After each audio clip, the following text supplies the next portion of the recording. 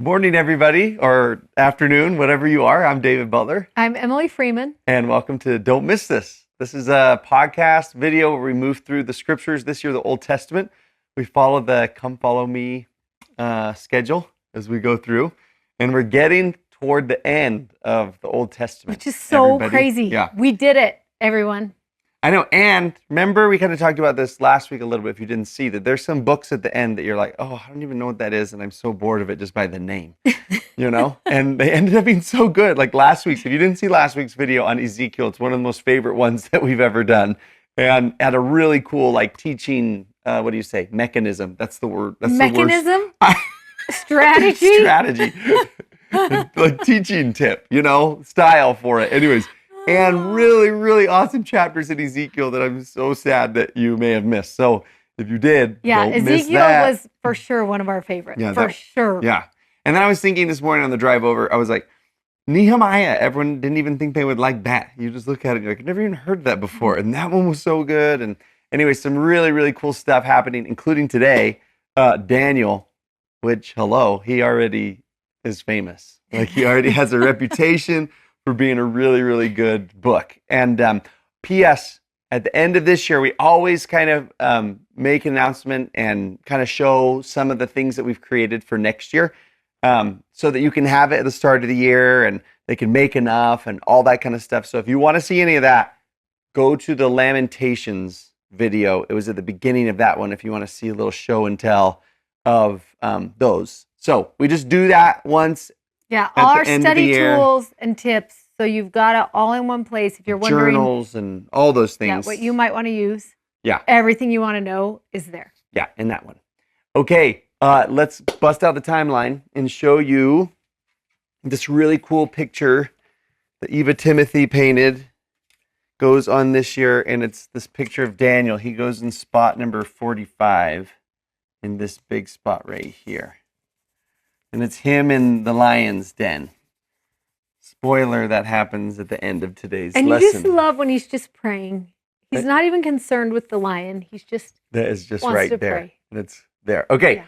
So this is another, if you are using the app for the dailies, you'll see on there, we wrote a section for Ezekiel and Daniel and for Jeremiah, all called the prophets of captivity. I lost my breath setting down the timeline. It was heavy. It's called in the app the prophets of captivity, and that's what we're calling all of these prophets because remember, Babylon comes in and conquers Jerusalem, annihilates the city, burns down the temple, knocks down the walls and everything. Remember that happens. And Lehi leaves at the same time. And then you've got Jeremiah and Ezekiel, who is actually a prophet in captivity. He's like in it. Daniel also is kind of a prophet. Yeah, because he's prophet. He's a prophet. He's a prophet. We could say that. Yeah, he's one of the 5 major prophets. Yeah. He counts as that. Yeah, I was actually talking to the kids yesterday as we were talking about Jeremiah and Lehi, how they were at the same time. And everyone was like, wait a second. There was more than one prophet on the earth at the same time? And I was like, well, technically there is today too. There's 15. But I see what you're asking. And I think it was really important for them to kind of recognize and see that the structure of the church, there wasn't this church organization that looks like the same as we have today. And that was helpful for them in kind of understanding. Because I think it's important to realize that there was going to be a people who went with Lehi that were going to need revelation from God. Yeah. And there was the people who are with Jeremiah, the people who are with Ezekiel, the people who are with Daniel, all of these people, God is going to send his word to those people. There wasn't the internet, there wasn't newspaper, there wasn't to spread the word across. Yeah. And so he would give a prophet to a people in order to communicate his word. Yeah. So Daniel's one of those. So remember, there were a couple sieges on Jerusalem, 3 major ones, historians will point out. And Daniel actually gets taken away during the first siege. And it seems, as you jump into the book of Daniel, that he was a part of kind of the aristocracy, of Jerusalem, like some of the noble families. and they particularly took away some of these sort of well-educated, hand-picked people that they were trying to have integrated into the Babylonian culture and society, is what seems to have happened from the context here of that first siege of people taking away the people that were taken away. And a lot of these stories are going to feel super familiar to you as we go through. You're going to be like, oh, I know about the boys in the fire. I know about Daniel in the lion's den. I've heard about the writing on the wall. And we love that these are familiar stories, but it's so interesting they're all in the same book. Yeah. And as we were thinking about that, we thought it's interesting to think that within the book of Daniel, there are two different things. There is a story about these boys who started out around the age of like 17 as this story begins. And they live in a place, in a society, in a culture that actually is not religiously based in the same way they are. They're growing up against everything that was sacred to them. And it's going to become a testing ground for them. It's going to become a proving place for them. And they're going to rise up out of that and know better who they are and what they came to do.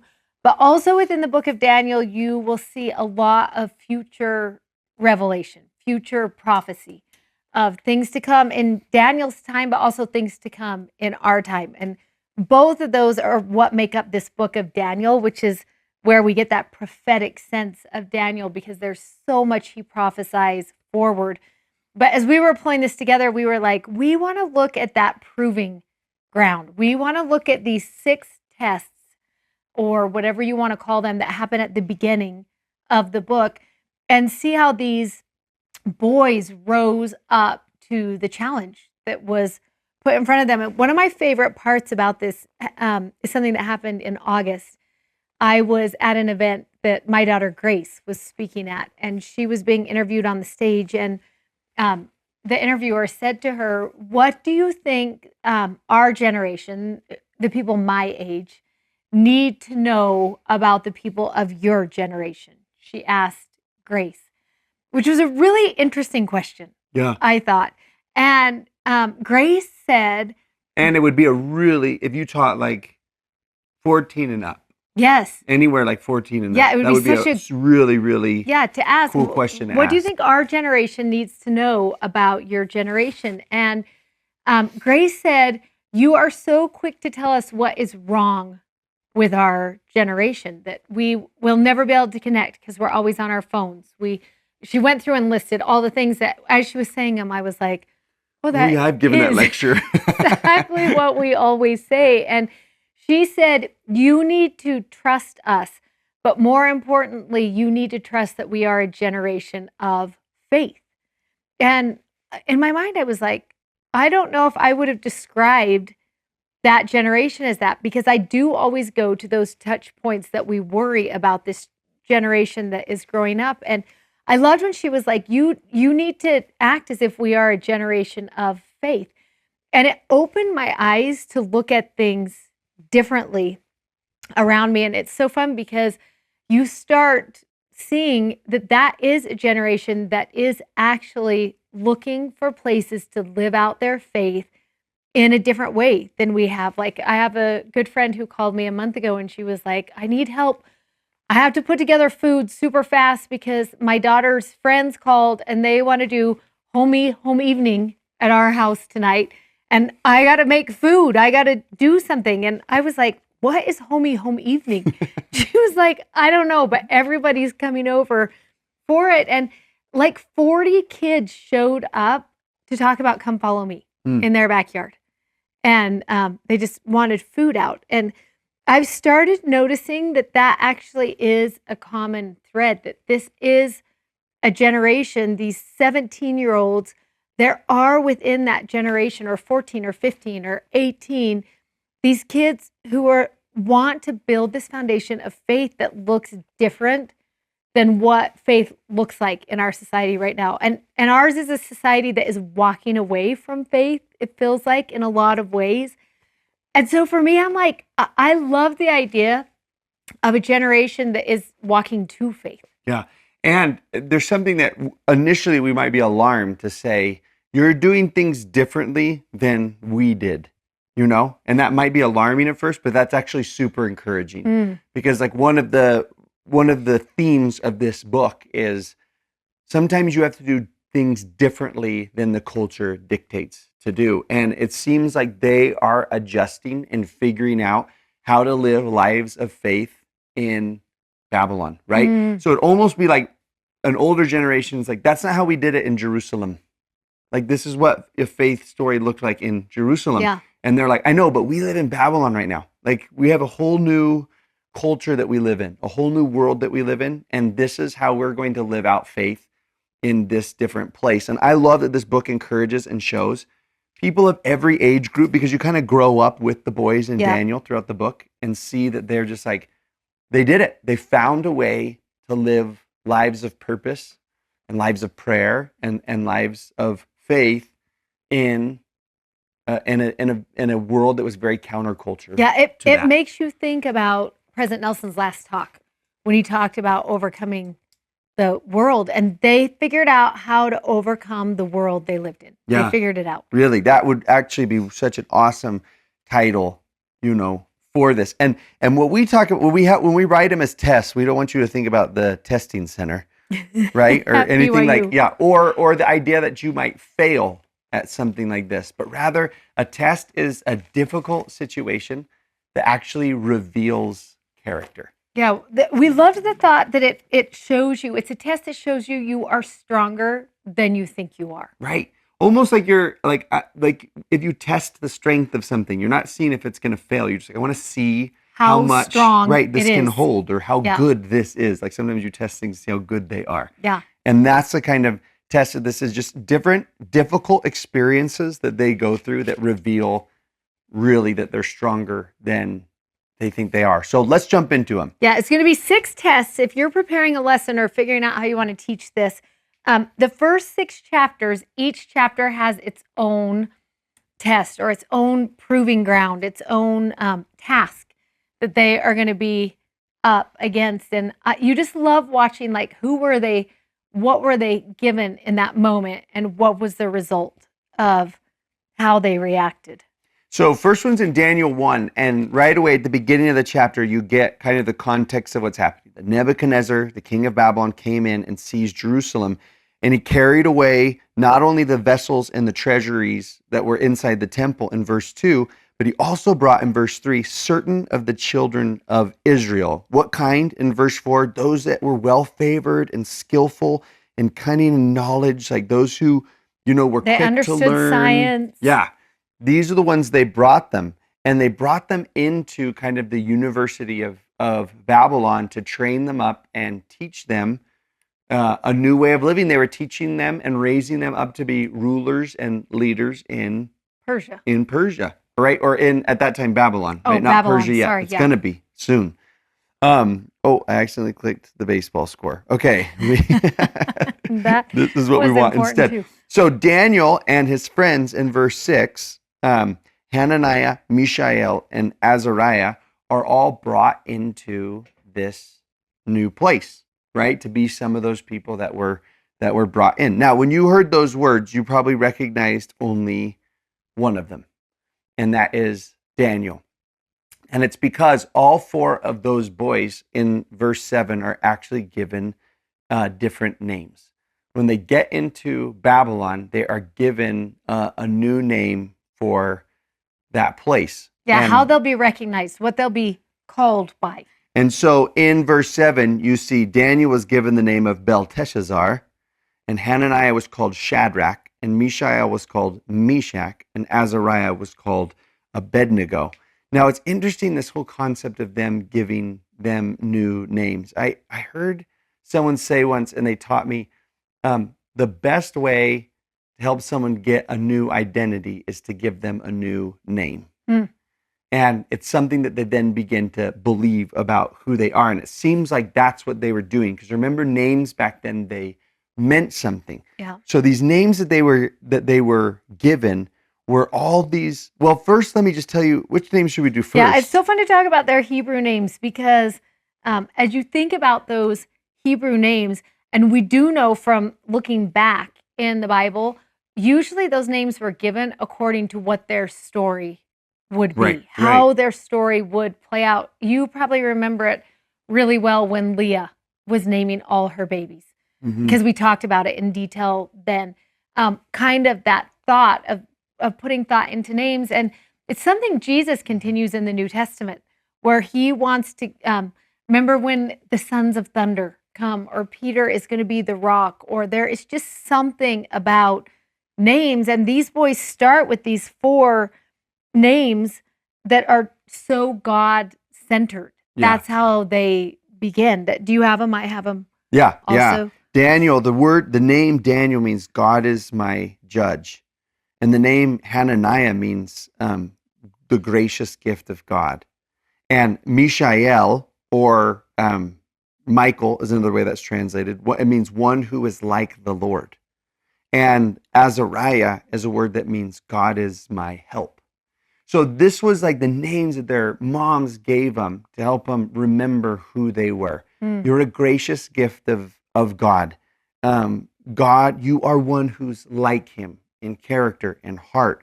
He's the one you can look to in times of trouble for help. And when they get into Babylon, they're actually given names that all mean almost like the opposite. And I love the thought of like the power of a name. When my kids were growing up, we had a sign that hung above our door that President Hinckley said, "Be true to who you are and the family name you bear." And every time my kids walked out, that was the reminder of just that the name that we all bear together is Freeman. And lots of times we will hashtag in our family group text when something hard is happening, Freeman Strong on the thing, because that is what makes us all, brings us together, right? It gives us our strength. And a lot of times when we would talk about that quote on our door, we would talk about we all bear the name Freeman, but we also all bear the name Jesus. Yeah. And that is what connects us. And I love that that is what was true for these 4 boys, is what they had in common going into that situation was that each of their mothers had named them a reminder of the power of God with them. All 4 came into that knowing I was named with the purpose of knowing God was with me and for me.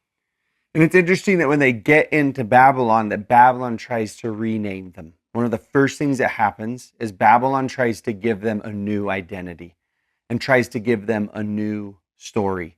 And I love the response in verse 8, that Daniel purposed in his heart that he would not defile himself. And I think one of the ways that he did that is he stayed true, and all those boys stayed true to what their actual story was. This world right now is working really hard to give us all a different identity and a different story besides the one that God gave us. And I think there is a lot of strength in remembering that first name, right? I bear the name of Christ and everything that implies. I mean, I like that, I just took it off the page that one of their names means God is my help. Yeah. And like Caleb just got baptized, our youngest, and one of the things that we were talking about as a family is like, when you're baptized, you take upon you the name of Christ.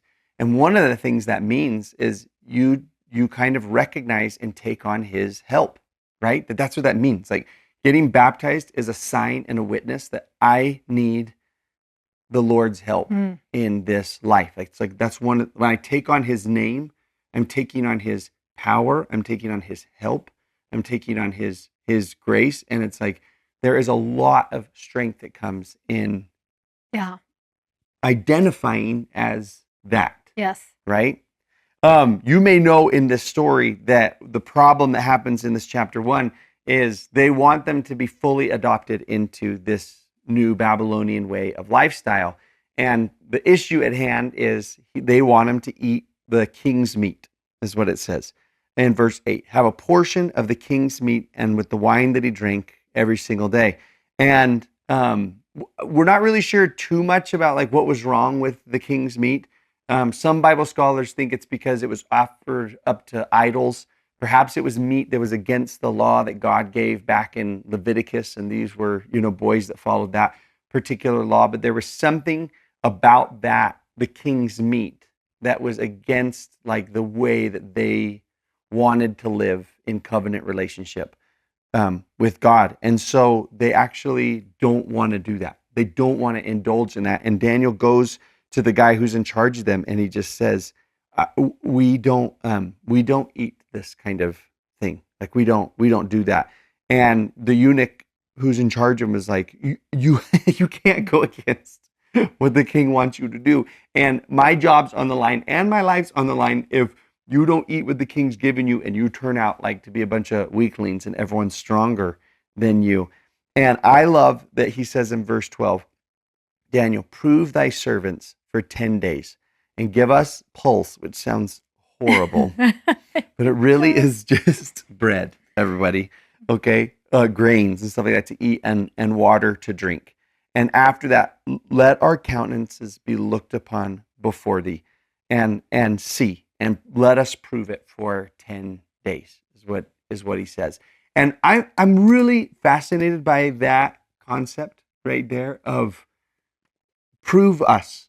Let us prove it. Let us test it out for 10 days. I know. Doesn't it make you want to be like, what should my 10-day challenge be? Right. What do I want to test out for 10 days that would make me stronger and better in the Lord? Right. And see at the end of 10 days if you don't notice something about that. Last night we had like a cell phone talk with all the kids and stuff like that, and just kind of said, there's something about like a consistent use of it that like does something to you. And let's all be a little bit, and Elle was like, let's do a challenge where we all look at the screen time percentage at the end of a week, and whoever has the lowest like wins a prize or something like that. But as part of that conversation, the boys and I, when we went on our HXP trip this summer, our humanitarian trip, there's no phones for the 2 weeks. Like they have a digital detox. And so I made the boys say what that's like to like put away your phone for 2 weeks. Yeah. And they, we're happier. We're more creative. We were like all these things. And I love that idea of like doing something for 10 days and then checking your countenance after it. Yeah. Yeah. And they want to compare with the other people, but I wouldn't suggest that. Just like your own. Like just check how do you feel? Your old countenance and your new one. How do you feel after those 10 days? And one of the things I really, really want to emphasize with my own kids and people that I teach and whatever is to live these things out and notice the fruits of it. What fruits come from living the law of sacrifice? What fruits come from living the law of love? Notice what happens internally and externally when you live out the principles of the gospel. Check out what the fruits of it are, and it's exactly what happens and what they do. Yeah, and I love that because in verse 17, it talks about that they do it. They're going to do that. And for 10 days, they're going to prove it. And then I love in verse 17 when it says, "As for these 4 children," I just love that so much. They're like looking at everyone, but they're like, and then what happened to these 4? And you love that they're still so young in the moment when they're like, no, prove us. It's just like grace. Prove us, prove our generation if we will be faithful. And then it says, God gave them knowledge and skill in all learning and wisdom. And Daniel had understanding in all visions and dreams. And I love that there was like this gifting that came to them because of their decision to be faithful. And I think that is true about God. I think that when we say we are going to enter into something that requires something of us, that we will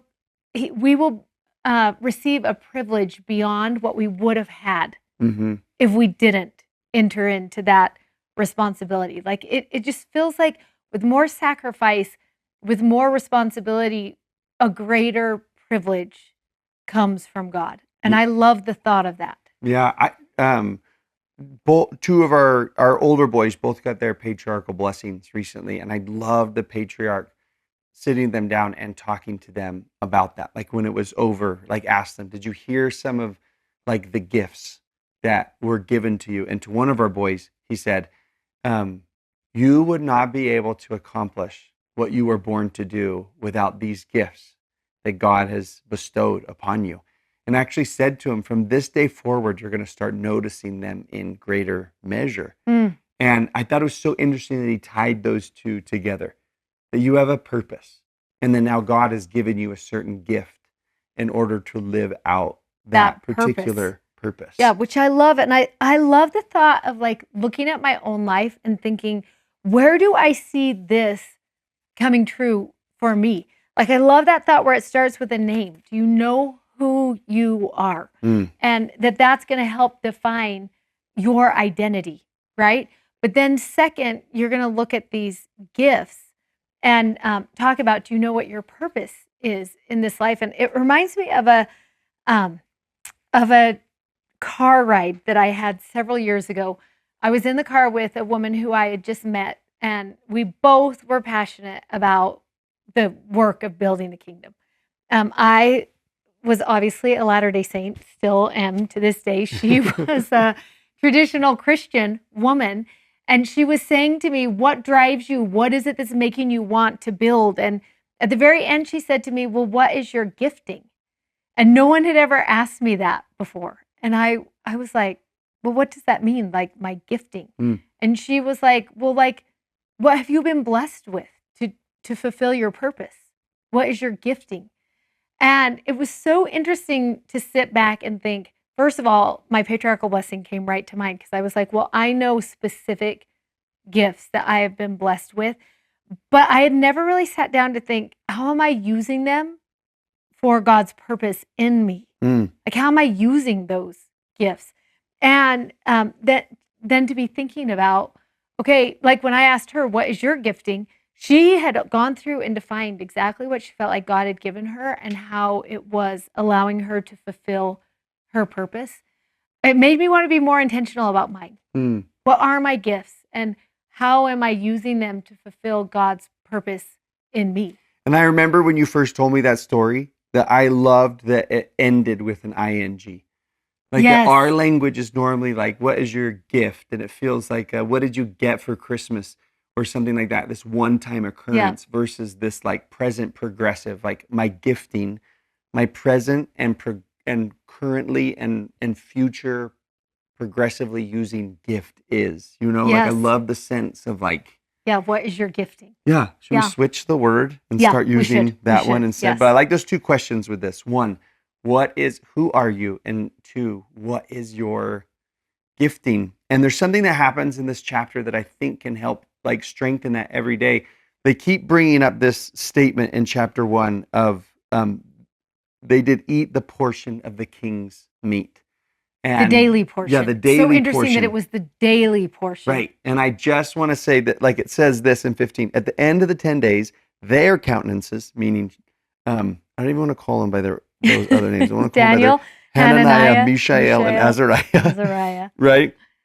It says, appeared fairer and fatter in flesh than all the children which did eat the portion of the king's meat. And I just wrote in a note in my scriptures, that's because they were eating a daily portion from another table.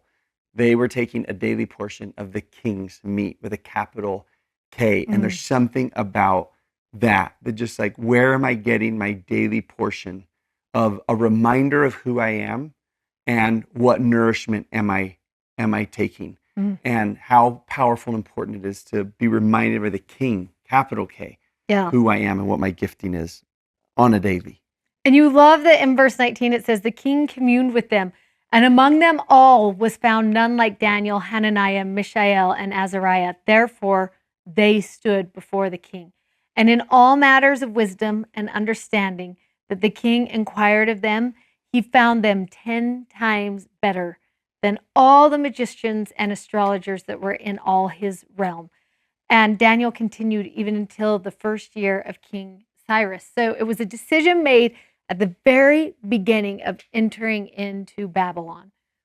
But because of that decision, he counseled the kings for years. All the way through. After that. And I love that thought of 10 times better. Yeah, same. That is the result. And as we go through each of these tests, it's fun to think like, what is the takeaway? If you were teaching a group of youth, or if you were teaching your family, what is the question that maybe you would ask? And for this first chapter, I just love that thought of, what is your 10-day challenge?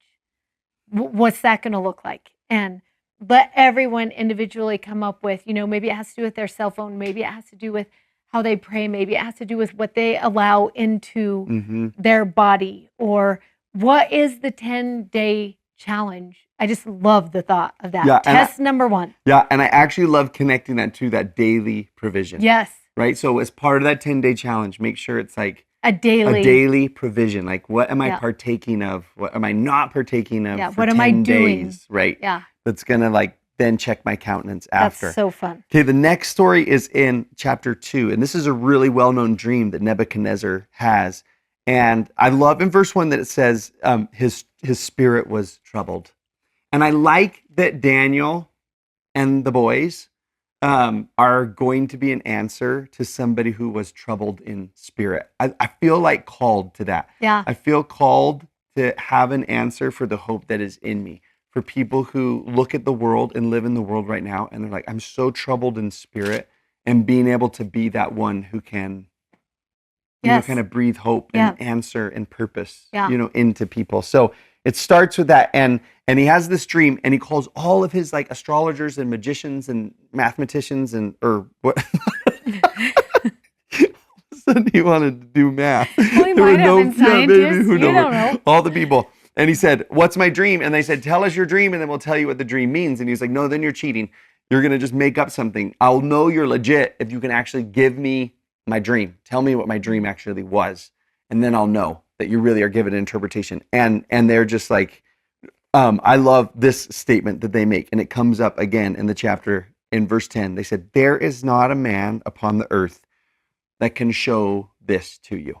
There is no human, no person who's able to do what you are requesting. And then he's just like, okay, fine.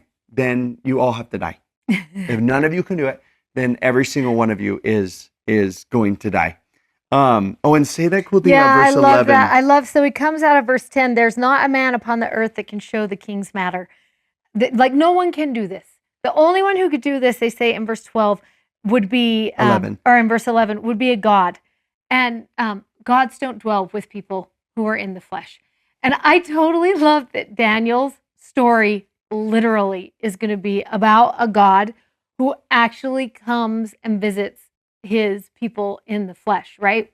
When the fire comes. And when we think about the lion's den, like Daniel actually believed in a God who dwelled with people in the flesh. Yeah. And I love the thought about that. Yeah, that's really cool.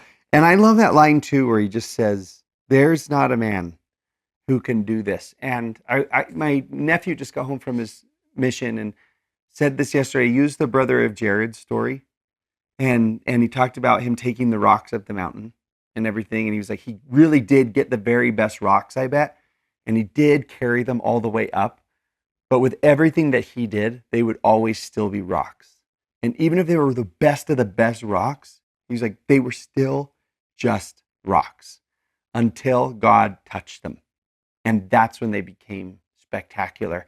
And this line, there is not a man upon the earth that can do this, just reminds me, there are some things only God can do. Like before he enters the story, as best as we can do with it, it will still just be rocks. Yeah. But there are some things only he can do. And he shows that in this story. And Daniel, you love that he is so calm about this. Yes. He has a wanted poster. Yeah, because they decide they're going to kill all the wise men. And that's what Daniel and his friends, they're grouped with those wise men because of the proving that happened in chapter 1. Yeah, and he goes in and he answers with counsel and wisdom. Some might translate that as tact and prudence. And he walks in and he just says, okay, let's not be too hasty. Verse 15, he goes in and talks to the king and says, give me a little bit of time and I will come back with an interpretation for you.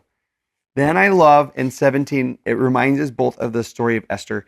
He goes into his house and he makes the thing known to Hananiah, Mishael, and Azariah, his companions. Yeah, you just love Esther had her maidens and Daniel had His his boys. companions. Yeah. And he goes in, and I just love this idea of, he said this publicly, like to the king and everything, but then he goes into the house with these trusted companions of his and says, okay, first, We have to pray. yeah, we've got to pray. And he gathers them to talk about this and to pray. And he says in verse 18 that they would desire the mercies of the God of heaven concerning this secret. That what's the secret dream, that the king had. And don't you love this like pattern almost Yeah. that's getting set out here? That he goes to the house, he gathers together those people that he trusts. They desire the mercies of the God of heaven. And then in 19 it says, then was the secret revealed unto Daniel in a night vision. Then Daniel blessed or thanked the God of heaven. And then this line, 24, therefore Daniel went in unto the servant and said, now I will show the king this interpretation. But there's something really, really cool about That pattern. Yes, that pattern. Yeah, there just is this pattern that happens, and you see it if you didn't catch it as he was going through. In verse 18, they desired mercies from God. In 19, that revelation came. In 23, he gave thanks that God had communicated with him. And then in 24, I just love those first three words. Therefore, Daniel went. It caused him to do something. And it reminds us of an invitation President Nelson gave in conference, just barely this most recent conference. And I love this because Daniel is going to be a book where we learn about prayer. We get to learn how prayer works. We're going to see it in almost every story. There's different people praying for different reasons. And I just love that it is like, do you want to know the pattern of prayer? Turn to the book of Daniel and you are going to find it there. And one of the things I loved about conference, there was one line President Nelson said in his Sunday morning talk, and that whole talk is so full of one-liners. Like, I've been through it so many times already in just the past couple of weeks, and it feels like there is an entire sermon behind a lot of the lines that we read in there, that I'm like, there is more here if we can just open our heart and be heavenly tutored, that we would understand. And I feel like this is one of them. President Nelson said, invited us, he said this, ask him to enlighten your mind and send the help you need. Record thoughts as you pray, and then follow through diligently. And I can remember when he said it seriously is one sentence. The Spirit just immediately was like, do this. You need to figure out how to harness the power of prayer in your life right now. And so I went out and bought a journal. I actually bought 3, everybody, because I'm so intent on figuring this out that I was like, I'm going to get it right. It's my 10-day challenge right now, is figuring out how to harness prayer in the way that President Nelson was talking about. And that thought about that first asking, but then taking the time to record the promptings and then actually following through with those promptings. And I love that thought because we are going to see it here. And one of my favorite parts is this one line that has just hit home to me this week, where it says, ask him to enlighten your mind. It feels like we do that all the time. Well, I just need you to tell me what to do. I need to know, what should I do? What should I say? We are waiting for our mind to be enlightened. Most often when I pray, 90% of the time, I feel like that's what I'm asking for, is to be enlightened. I think it's so interesting that President Nelson said, ask him to send the help you need. And as you think about, what does that actually look like? And this week was super powerful for me in that regard of like learning.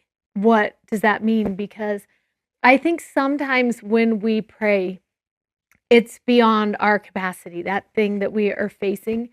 And I love when he was like, just pray that he will send the help you need in that moment, because sometimes it is bigger than our capacity. Sometimes it is more overwhelming than when we wake up in the morning and think, I don't know if I can enter into this again today and again today. And I don't want the news to be bad, and I don't want the hard thing to linger any longer than it is. And for me, because I've been practicing prayer since conference, I prayed for the help we needed this past week. And it was so miraculous to actually see people show up. Mm. Like they really showed up and they brought the help we needed. And it was at crazy times and in crazy places and in unexpected ways. And one of the things it taught me is the importance of actually praying for the help we need. Like that is a real life prayer, to pray for the help we need. But there's something else about being the help someone needs. And that requires more of us in that moment. And so I love that part where it talks about he went into his companions in that moment. As I was thinking about it this week, I thought it's friends of the covenant. Mm. It's friends who if they're not bearing their own burden, are actually bearing the covenant to comfort and to mourn and to stand as witness of him in the hard thing. That sometimes we ask for the help we need, and sometimes we become the help for someone else. And I love that as you go through this, we're going to see it with Nebuchadnezzar. We're going to see it right now when David goes to his companions, that like there is an important part in the process of prayer between us and God, but there's also an important part in the responding of prayer that is like us, Yeah. you know? I love in verse 30, just right along line with that. He says, "As for me, the secret is not revealed to me for any wisdom that I have more than any other living, but for their sakes it was made known unto me." And I think I love that line. And as you were saying that, I thought to myself, I've never identified as Nebuchadnezzar in this story before until right now, and thinking to myself, there are times when everybody is going to be troubled in their spirit, and they are going to lose sleep over something, some secret thing that they are holding in them.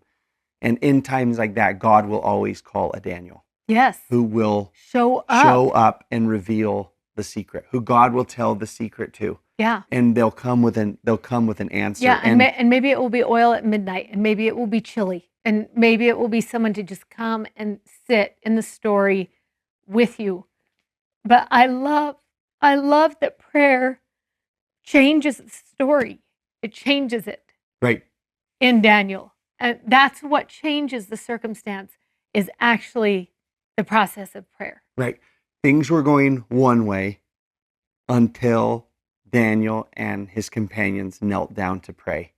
And then the story shifts. Yeah, so good. And while you were saying that, you posted on your Instagram the other day that comment that someone made about... Yes. He was scared, this little boy who was scared, and he went into his grandpa and he was like, "I can't sleep, I'm scared." And the grandpa said, "Just pray for this spirit to be with you, because the spirit can always be with you."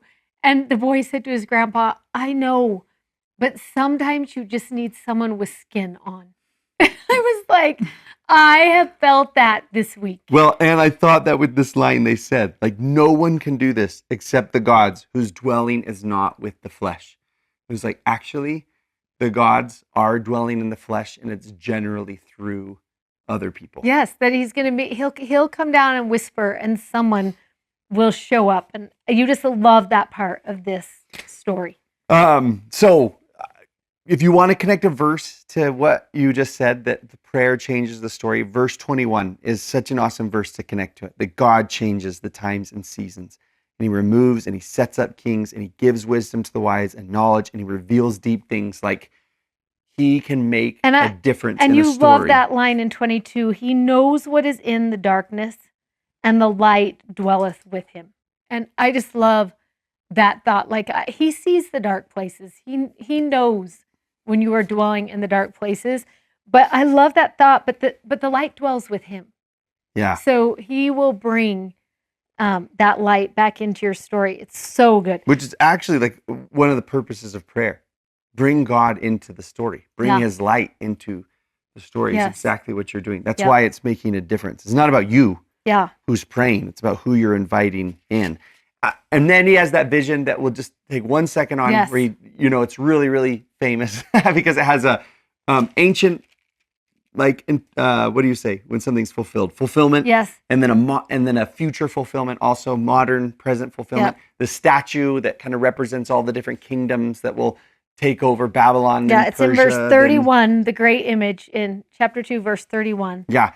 And all the different parts of it that represent the different kingdoms that are all going to take over each other. And then 34, then there was a stone that was cut out without hands, which seems to imply that was like no person did it. It's a divine act, which is different than how the statue was built. But by a divine act, the stone will come and it will break up all of those, and it will then fill, at the end of verse 35, the whole earth. And modern prophecy has used this image and this vision to talk about that stone as being the kingdom of God that will fill the entire world eventually. Yeah. Right. And so that's the dream, and he has it and interprets it. And then very end of the chapter, Nebuchadnezzar is awesome. He falls down and he says, "Of a truth, your God is a God of gods," verse 47, "and a Lord of kings and a revealer of secrets." That is who your God is. He's going to forget that in the next chapter, but at least here at the end of chapter 2, He remembered it for a second. He has that thought. I know. And we're going to pick up the pace on these last 4 because they are going to be more familiar to you. But there's just some good parts you don't want to miss out on here. Chapter 3, test 3, is going to be one of these that is it's a familiar story to us. It's one that we love. And you remember what happens is as they go, there's going to be this golden image that comes, and Shadrach, Meshach, and Abednego are not going to kneel. They're not going to pray to it. They're not going to bow down to it. And it makes him so mad that they're not going to do that. Which is so funny because isn't it funny that his dream was about that statue? And then when it was over, he was like, "I know what I'm supposed to do. I'm supposed to build a statue of myself." It's like, oh, bro, you missed the interpretation. So in verse 11, they decide whoever doesn't fall down and worship, then he's going to be cast into the midst of a burning fiery furnace. And there was these certain Jews in verse 12, Shadrach, Meshach, and Abednego, these men, and they would not regard him. They were not going to bow down. And so it tells us in 13, in his rage and fury, he's going to command that they are going to go down into this fire. And when he puts the fire all together, he says, make it hotter so that they will burn up as they go in there. And it says in verse 15, he said, "I have made it. Here's this image I have made. I'm halfway down. But if you worship not, you will be cast the same hour into the midst of a burning fiery furnace. And who is that God that shall deliver you out of my hands?" And in verse 16, they said, "O Nebuchadnezzar, we are not careful to answer thee in this matter." And I don't know why, but I love that phrase. I love that they're like, "This, we're not answering you casually." Yeah. Like, or we're not going to tread lightly on yes, this. Like, we're pretty let confident. us tell about you this. what is going to happen. If it be so, if you throw us in, our God, whom we serve, is able to deliver us from the burning fiery furnace, and he will deliver us out of thine hand, O king. But then in verse 18, "But if not, be it known unto you, O king, that we will not serve your gods, nor worship the golden image which thou hast set up." And I love those two phrases. We always focus on that, "but if not." But I love that first phrase just as much, "if it be so."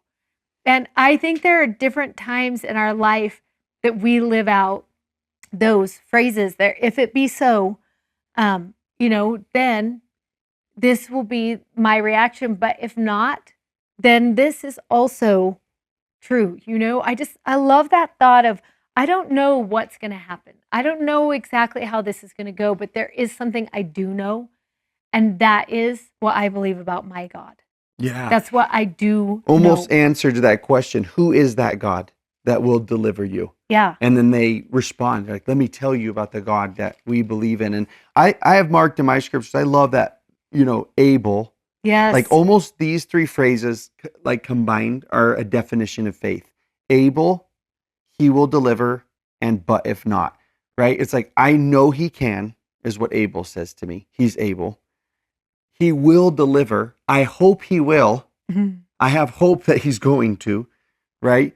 But if not, and I will trust him if he doesn't. Like, and those three, when they can play out in a heart, like seems to be like a really Mm. powerful definition of faith. I know he can. I'm going to plan and hope that he will. But if he doesn't, I still am going to trust him. Yes. Yeah. And that's what's going to happen because he makes the fire 7 times more. And the And poor workers get burned up who have to yeah, who put have him to put him in. in. And they take him and they throw these guys into the fire. I was with my grandson this past weekend. We were doing our Feast of the Tabernacles and we were putting up our Sukkot.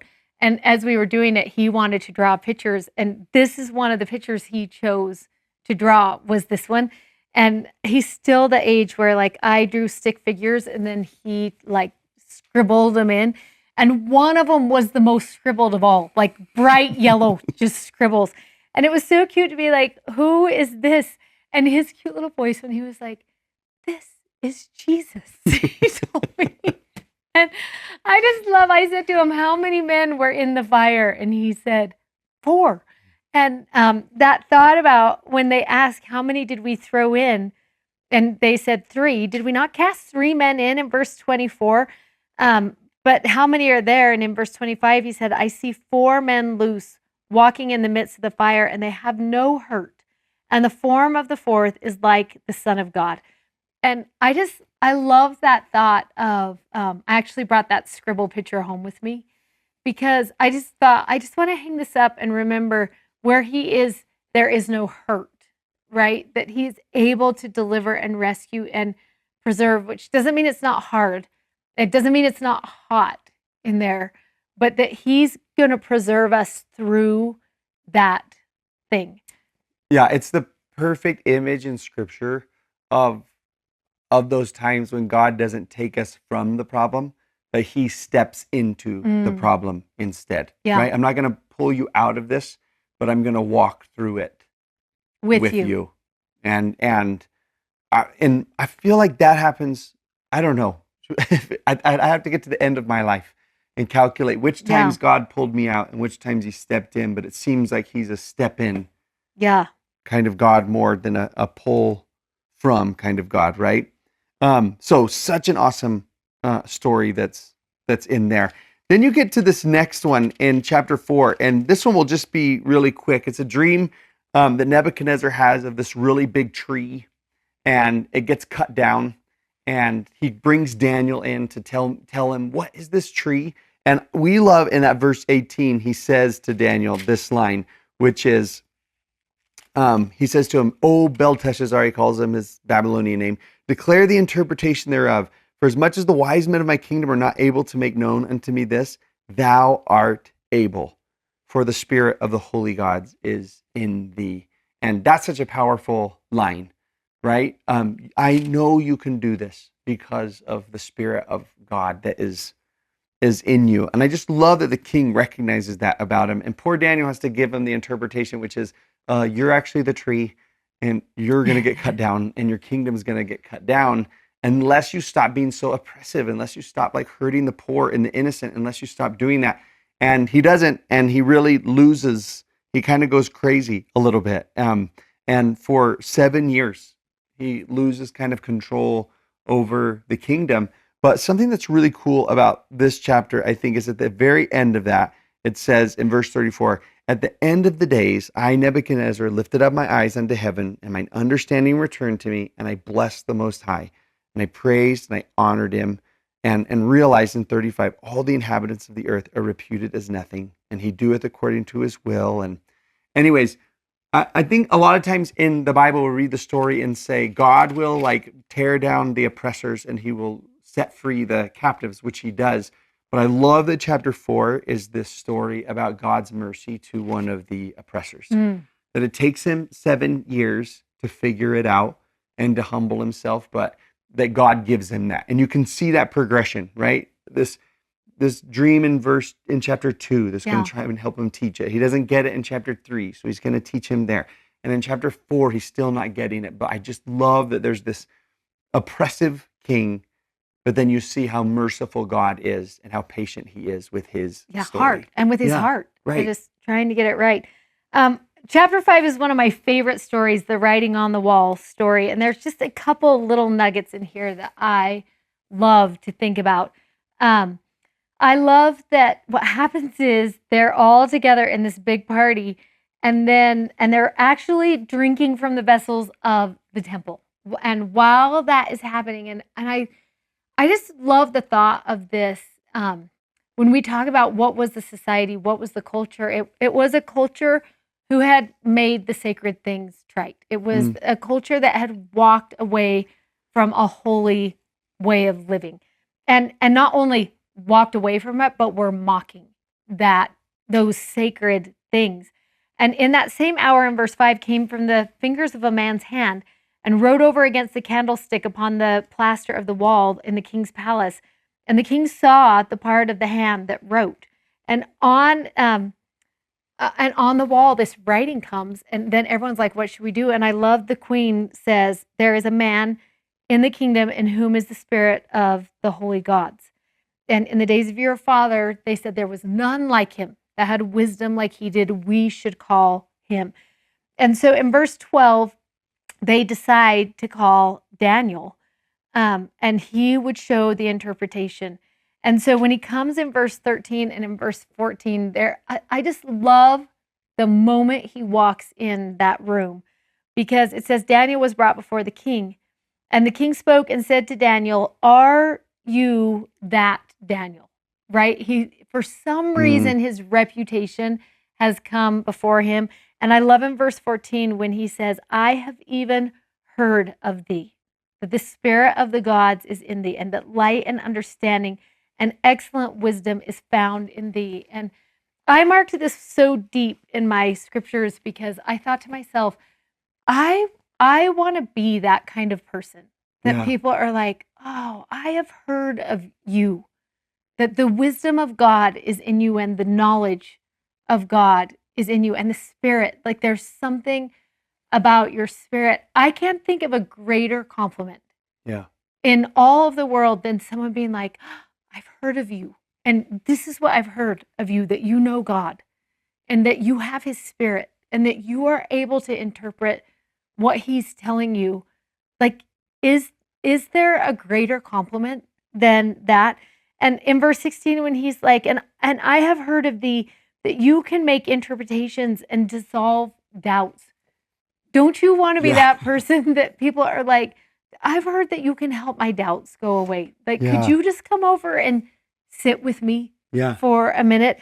I love that part. It's probably my favorite part of all of Daniel is those words, "I have heard of you." And what if we were growing up to become that type of person? Well, and it's just a continuation to me of that chapter 1. Like you keep seeing that. Isn't it interesting that there's all these interpretation of dream things that happen throughout? Like that's the problem in every single, in all these chapters. And it's like the way that they lived and resolved to live, because Daniel did not defile himself in chapter 1, he was able to be an answer in chapter 2, 3, 4, 5, and 6. Like that gifting that was given to him, he embraced it and he cultivated it, and God kept using him again and again and again and again to be an answer, to dissolve doubts, to do all of those things. And it's like I feel called to live in a way where God can use me, as an answer, as a light, It's so and as a interesting. dissolver. And as you're saying that, it's making me think to myself, it's making me want to sit down and think about each of my children and their stories, and both my sons and daughters, but also my son and daughter-in-laws, and think, okay, what is the gifting that I see God has put on you?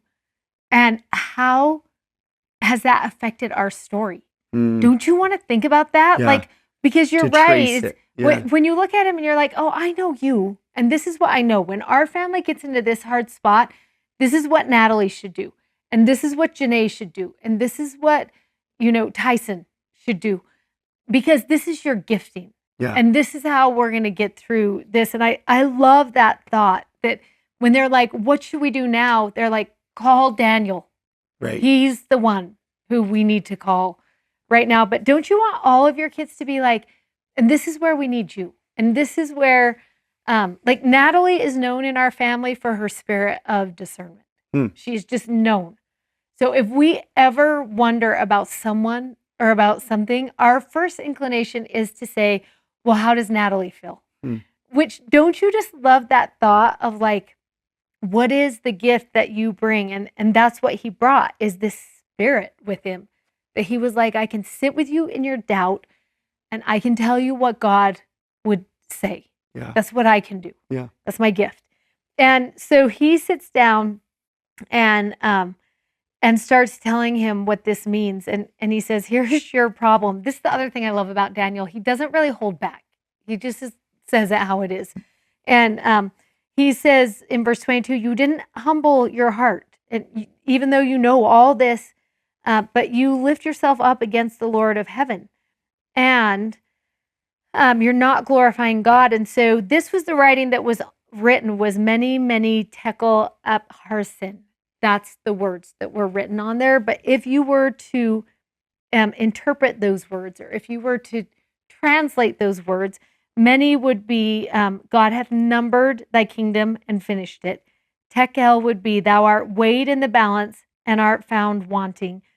And that Perez, the last one, is thy kingdom is divided and given to the Medes and the Persians. And if you were to simplify those that translation or that definition, I love that it would say this: numbered, weighed, divided. And I love that thought about that there is a moment, there is a tipping point. There is a moment when your choices are going to all tally together. And that is what is going to happen for this man at this tipping point. They're going to number everything that he's done, and it's all going to be weighed in the balance. And for this man, he is found wanting. And because he's found wanting, everything he has will be divided and lost in that moment. And a lot of times I will think to myself, if my life was weighed in the balances right now, where would I be found wanting?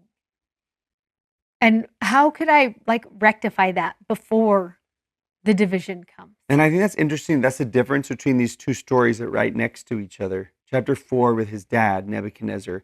He was numbered, weighed, found wanting.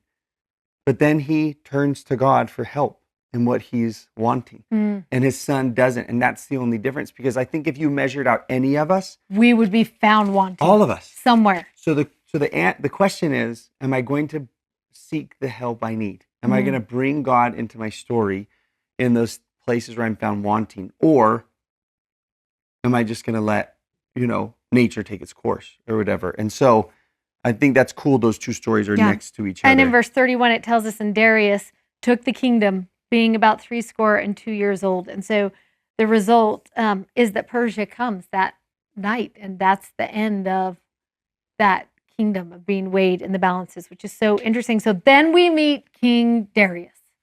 And the best story of all. I love this story so much, probably because I like lions so much, right? But there's this story, and you know this super well. And I think one of the things that's really interesting is, again, that reputation that Daniel has. You see it in verse 3. He has this excellent spirit in him. And in verse 2, because he has it, he's made first of the presidents. Right. And so he's over everything. So you've got these other princes and presidents who are jealous of him. And in verse 5, they say something that I want somebody to say about me so bad, secretly. I don't want them to throw me in a lion's den, but I do want them to say, verse 5 about me, we won't find any occasion against this Daniel, except if we find it against him concerning the law of his God.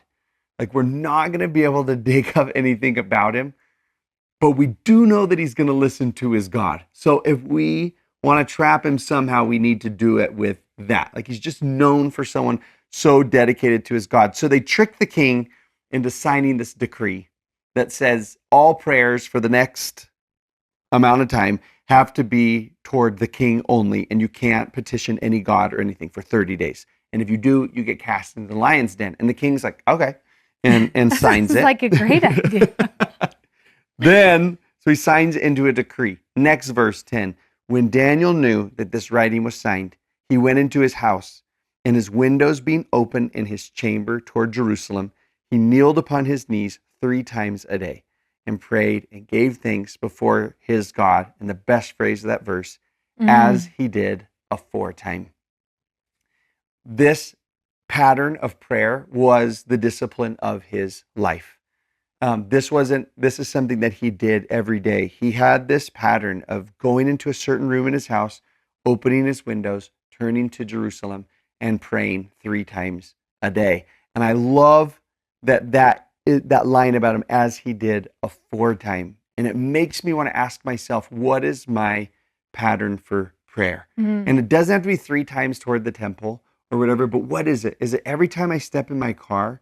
Is it I kneel before I grab my phone in the morning? Is it morning and night? Is it what is it? What is this? And this is just something he has been doing consistently over time. It's not a new thing for him to do, to pray. And they catch him praying and making supplication before his God. So they go and they get him and arrest him. And this is what's so awesome, is when they arrest him and they take him to the king. Verse 14, he was so sad, and he set his heart on Daniel to deliver him, and he labored till the going down of the sun to deliver him. And he's trying to find any loophole in the law, anything he can do to try and figure this out. And you have to remember, now we are in the time when Persia is there. And you remember this from Esther. Remember when we read this, and she was like, I can't go in to the king because if I do, I will die. And then she finally gets in there, and the king says, I can't reverse the order. I can't. A king could not reverse the order.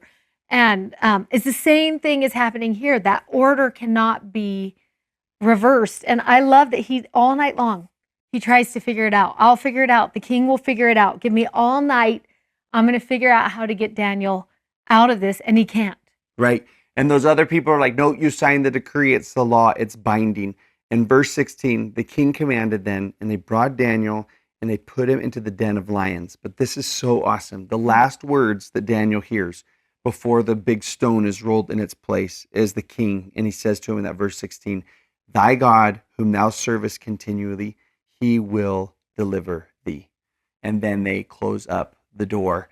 And I love that so much. I do too. I love it so much. Those are the words that he gets to hear before he gets put into that place. I particularly like it because Daniel is like known for believing in this God, and still the king wants to give him that last encouragement. And before he goes and in. you love too that the king, who is all powerful of the whole entire community, can't deliver Daniel. And there is that moment when he realizes the only one who's bigger than me is Daniel's God.